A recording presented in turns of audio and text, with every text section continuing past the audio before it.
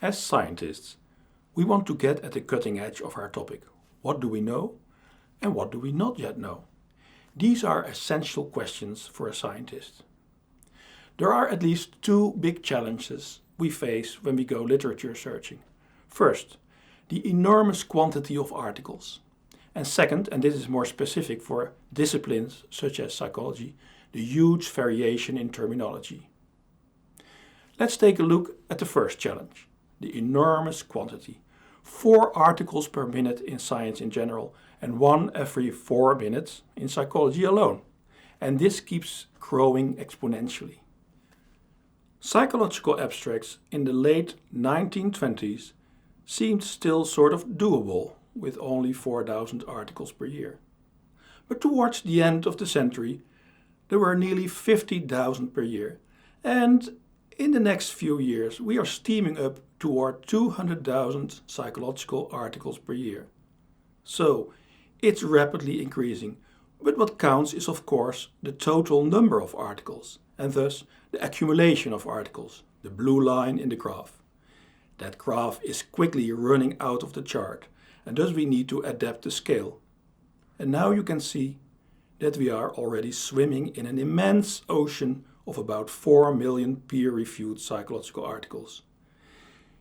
In this ocean, a simple search like stress and health produces over 100,000 articles, and even a more specific one like anxiety and cancer yields already more than 15,000 articles. So, we are facing 4 million articles or more in our discipline alone, and any simple search will yield hundreds or even thousands of articles. Still, we want to get at the cutting edge of our own subject, and this seems to have become alarmingly difficult.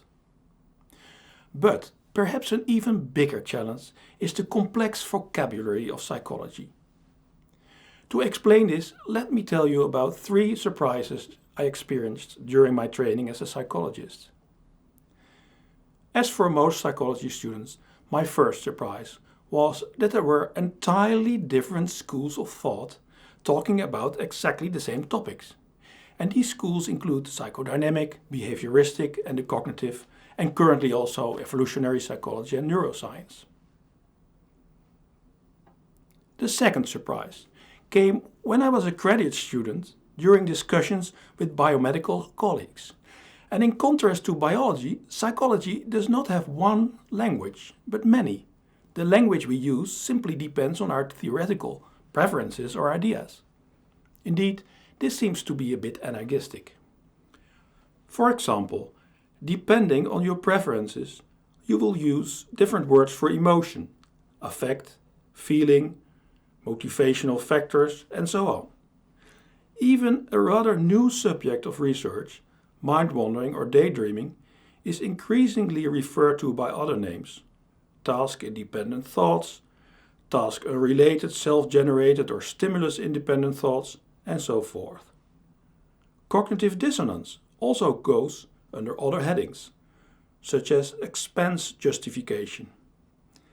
Yet another familiar concept, willpower, is also discussed using terminology such as long versus short-term reward, delay discounting, or temporal discounting, or more recently even ego depletion. And unconscious processes also have many names: implicit, automatic, subliminal, etc.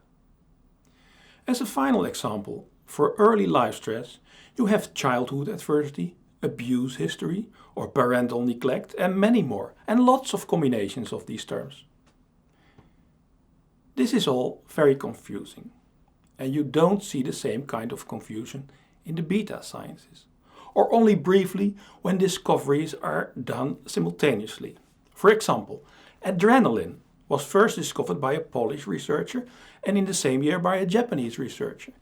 And when it turned out that they were talking about the same molecule, it was of course given the same name. The same happened with bacteriophages and later with endorphins, to mention a few. And all these terms became part of a single biological vocabulary. But this is not the case in psychology. Psychology remains, to a great extent, a Tower of Babel. And this is probably the reason for the third surprise I wanted to tell you about. I got this surprise as a senior researcher when I became a frequent peer reviewer. It struck me that again and again researchers did not seem to know the state of the art in their own field or even their own subject. As we discussed in the first video, this has really serious and unethical consequences, such as loss of knowledge, poor citing practices.